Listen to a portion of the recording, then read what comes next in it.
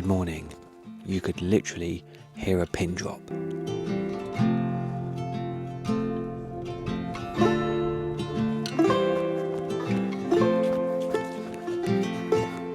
I have a 2-hour drive this morning. It's gone down to 1 hour and 34 because no other living soul is awake at this time on a Saturday morning. But it's a remote survey and I have high hopes for this one to get in and out and get it done. The photos I received show literally the perfect job.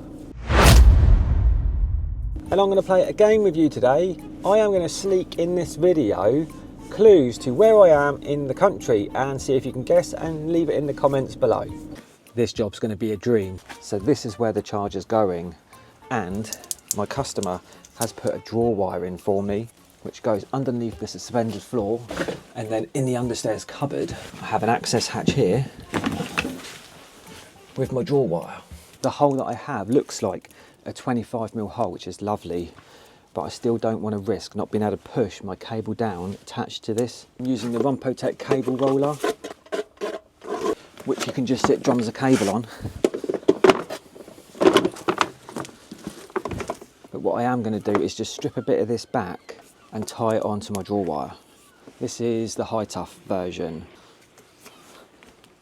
I went to the Alex show yesterday in Sandown, which was brilliant, and I met loads of you guys, which I absolutely loved. And what I didn't realise was how many of you lads and the young lads find my videos useful, which has inspired me to make more videos and show you more tips and tricks. So thank you so much for watching my videos.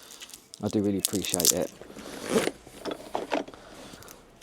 I went and bought myself one of these velocity buckets.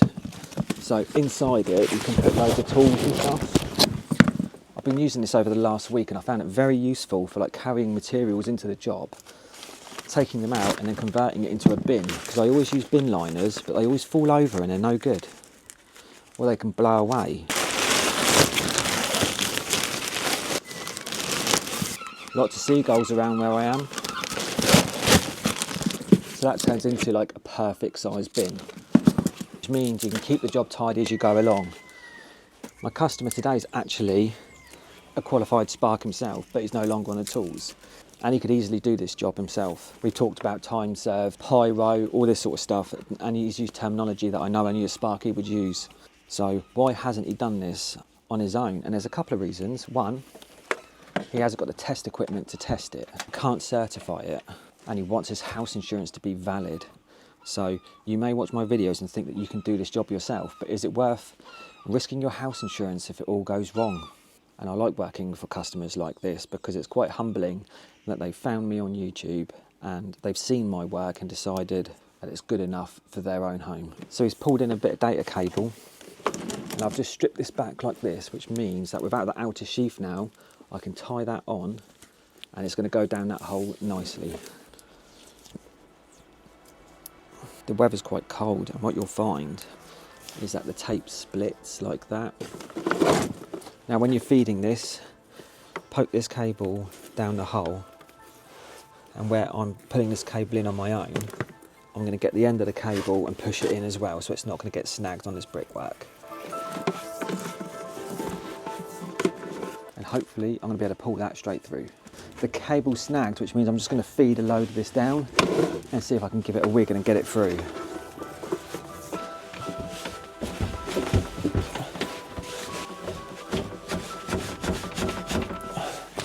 See, I'm snagged again, so I'm going to push a bit more through.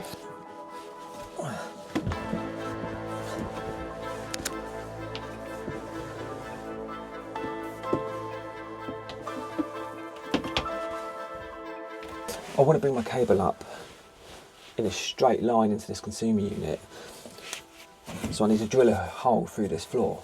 But before I do that, stick your hand underneath and just make sure that it's clear of any surfaces, cables, gas and water pipes. Also be aware of your surroundings. So I've got this waste pipe here. Make sure you can get your cable behind it. I have an armoured coming in here, and next to it is the joist, and I've just about got enough room to drill my hole next to it to get my cable up. And where he's got this lovely oak flooring, I don't want to damage it. So I have a drill bit set like this, which is what carpenters use. And they have ends like that, which gives a nice clean hole. So just choose the bit which is going to get your cable up.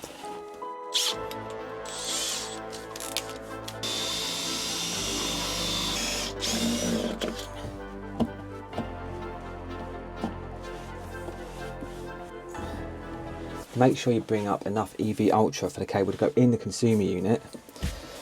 And this has a Cat 5 inside it, which I'm using for my CT clamp. So make sure the cable's long enough so I can bring my Cat 5 back out to it to join onto my CT for the meter tails.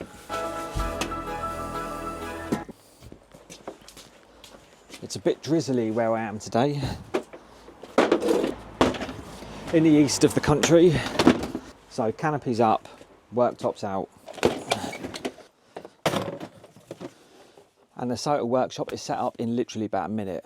Worth doing this, just get organised. I made a short on this product yesterday. Honestly, the comments I get, why don't you just cut the tie wrap bag in the middle?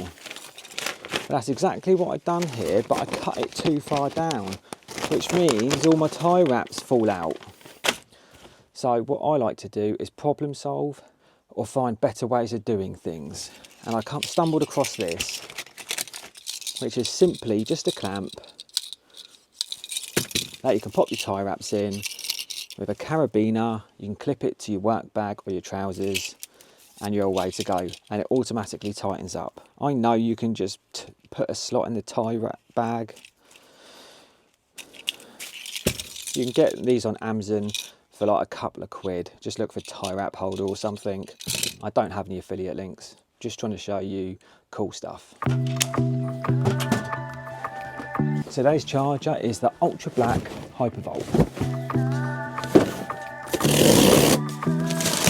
The Hypervolt's super easy to install, which is perfect today because it is Saturday and I do want to go home. Get yourself one of these Allen key screwdrivers, perfect for the Hypervolt. Most of these screws come loose anyway. Put that somewhere safe. The cable coming through the wall isn't centered because of joists, so it came through where he could get it through basically. And he doesn't want the cable offset into the middle. So if I offset the charger slightly this side, I can keep the cable in a straight run, and then this side we can mount the holster, which will center the whole thing really. So that's where the charger is going to sit. You can do this with the Hypervolt. You have to be careful though with the cover. I'm just going to put a mark here and here for the width of the bracket. You need to be careful when you do this, when you've got walls next to where you're putting your charger, the Hypervolt anyway, because when I put this on like that, I have very little room to put the screws in this side, so you're going to need an angle drill bit, which I'll show you later. If you haven't got them, go to the wholesaler or tool station or Screwfix and get these Marksmen. They're great little markers because sometimes on the darker bricks you won't see your pencil marks.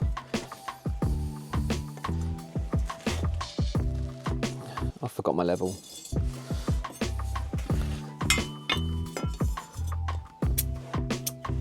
I'm trying to be super courteous. There's people still sleeping here and obviously the neighbours are sleeping as well. Oh no, I've got my drawers the wrong way round. I can't live with that.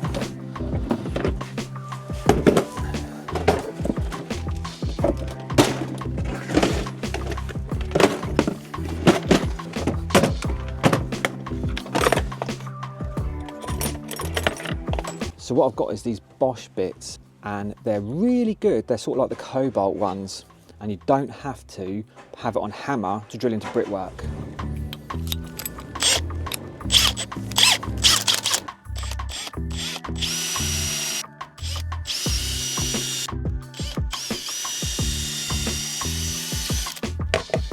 They go through brickwork like butter. Trusty Uncle Bill's hammer. Again, not using an impact driver. Keep the noise down. Before you nip it up, just make sure it's level. You will notice it unlevel with the Hypervolt. Drill a 25mm hole in the bottom of the charger in the middle. I'm using stuffing glands today, it's not SWA. And be careful to keep this cable out of the way, otherwise you'll burn it on the drill. I've mentioned this before, the deburring tool will just clean up those edges lovely. And do it on the inside as well. Depending on when I get this video out, I've been buying a lot of my tools at the minute from an online store called Tool Monster. And I've got these Nipex grips here, and they're really nice. They're quite small, but the jaws open up really far, and they're lovely for 25mm glands. Tool Monster are like a sister company of Velocity, I believe, and they've actually given me a discount code for you guys. So if you buy anything from toolmonster.co.uk or .com, this is the website. You'll get a percentage off if you use my discount code. Feel free to if you want to, if not, no worries. But yeah, these, lovely. This box of tricks, you're gonna get a little bag. In this little bag, you'll notice one bolt bigger than the others, but it's a different size head to the Allen key screwdriver. So I've got to get out my little Wearer set.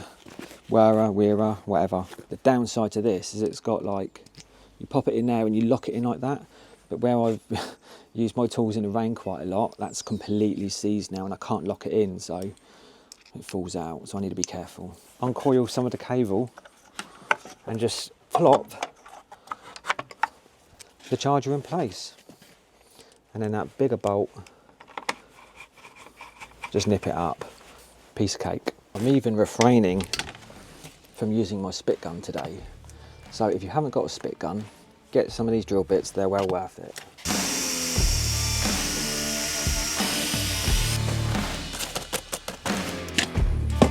These little Velocity pouches, dead handy. I just keep my D-line clips in it.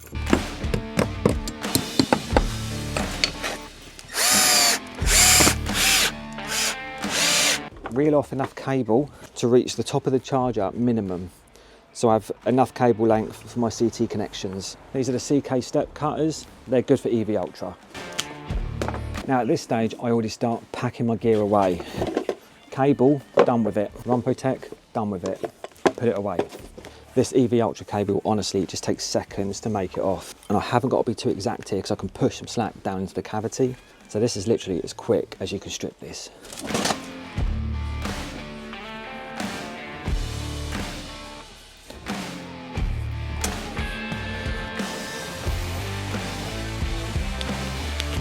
First layer off.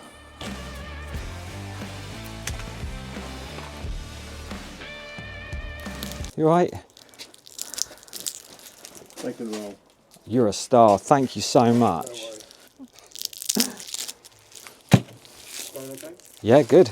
This would be normally quicker to strip, but my customer's a legend and he's bought me a bacon sandwich. I took that off.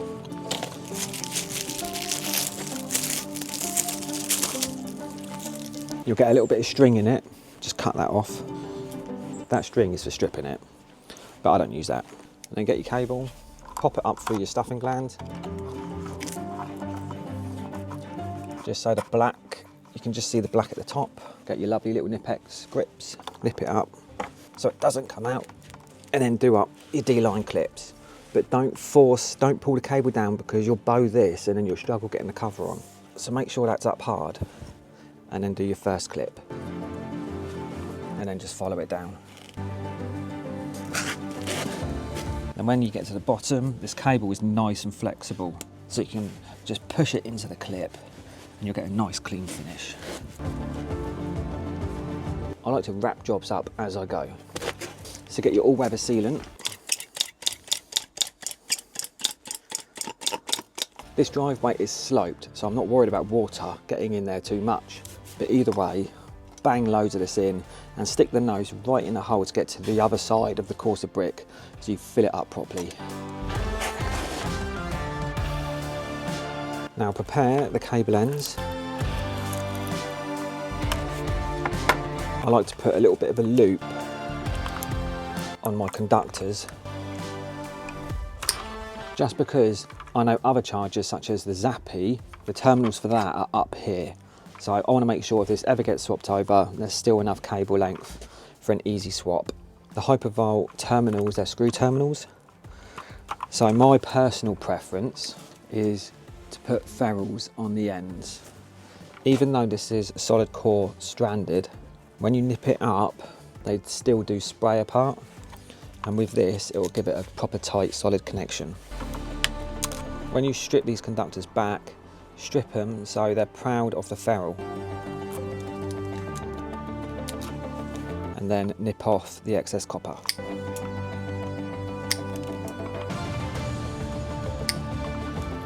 And then with the Cat 5, I'm just going to cut it back there.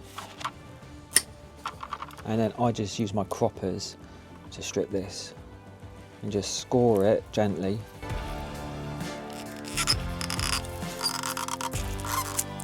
And that'll pop off. And I know I haven't gone too deep because I've still got that attached. And this is attached. I just put a bit of tape around there to give it a clean edge. I only need one pair, so I just fold the others back and put a bit of tape around it. So in the future, if they're required, they're still there. Untwist these, straighten them out, and then with these, I strip about that much off. And I double over the ends because I find you get a better connection in the little terminal block that Hypervolt supply you with. On this terminal block you have a black and a white. The easiest way to remember how to put this on the right way is that the white, the brown and white always goes with the white. White goes with white. And that just pops in there, and then you can just tidy up the excess after. Just poke it in here.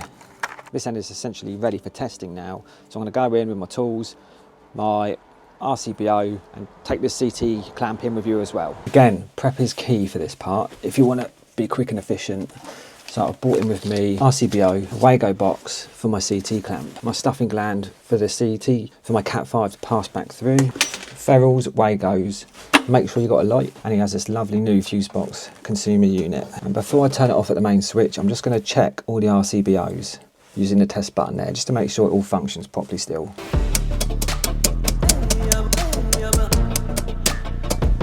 So that's good. Tidy or not tidy?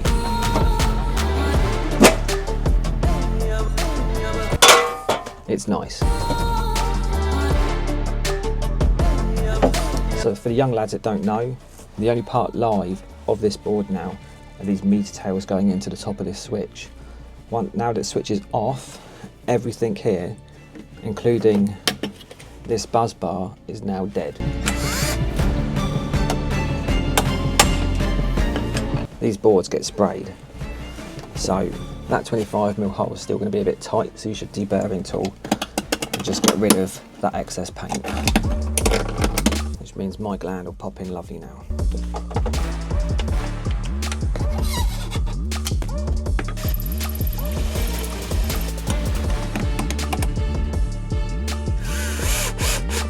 This is a 40 amp type A RCBO, and the way I know is it's got that little wavelength on the front of the box there. If it's just got one little sine wave, it's a type AC. And with the Fusebox brand, they have two sorts of RCBOs. They have the long ones and the miniature ones, and only the miniature ones disconnect the neutral. And then it's time to put the bus bar back in. Now I've got this little Wago box here, which I'm just going to fit in line with that for my CT connections.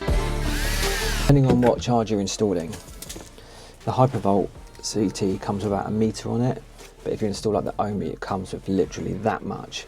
So that is going to determine where you put that joint box. The CT has an arrow in it, and it says on the back on the sticker, current flow. So you need to point that in the direction of the feed coming out of the meter into the consumer unit. And it must go after the meter and before any Henny blocks that might be in place.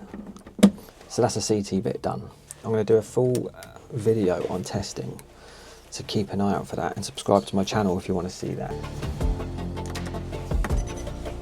And we have a TNS system and a ZE of 0.30, which is fine. And now for the tricky bit. I've got these two starters, and in this set, because they're like half pieces, I've got that short bit, which will hopefully let me get in the other side. So I can just about squeeze in with this. And I'll get the other one started and then get my little grips. And then what I can do is hold it like that and nip it up. Like so. So before you hand this over to your customer, you need to commission it, and you just go into the Hypervolt Installer app, and on there you have a test mode. You need to select that, so that turns off the random delays so you can get on with your RCD testing, otherwise you'll be here for ages. And I'm gonna, like I say, I'm gonna make that video running through all these sequence of tests so you can see exactly what I do. It's buy me a coffee shout out time. So thank you to David Mahon, Stuart Surridge, Liam L, Dan Gallagher, SQ Electrical, Sebastian Nelk, MMBK Electrical, Liam Holiday, Janus, Sam C, Trevor, C Varsini, Rob Moore, Devon Terry. Thank you all so much, I really appreciate that. If you want to support my channel, I'll leave a link in the description below where you can buy me a coffee if you found something useful in this video and you want to help support me. Otherwise, don't worry about it, it's all good, we're still friends. Last thing to do is give the charger a quick clean, go over it with a paper towel after, and it will stop any streaks. Clean the cable, which I've somehow got all twisted.